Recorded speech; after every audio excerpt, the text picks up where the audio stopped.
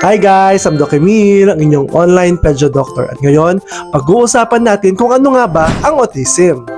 Ang ASD o ang Autism Spectrum Disorder ay isang neurodevelopmental condition na kung saan iba ang paraan ng pagproproseso ng utak sa communication, social interaction at sensory experiences.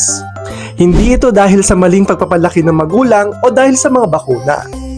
Mapapansin sa isang batang may autism ang hirap makipag-usap o makipaglaro sa ibang bata, kaunting eye contact o hindi agad lumilingon kapag tinatawag ang pangalan, paulit-ulit na kilos tulad ng hand flapping, pag-ikot o pag-uulit ng salita, at mahigpit na pagsunod sa routine at mabilis ma-stress pag may pagbabago sa routine na ito. Tandaan, spectrum ang autism. Ibig sabihin, iba-iba ang pangangailangan at kakayahan ng batang merong autism.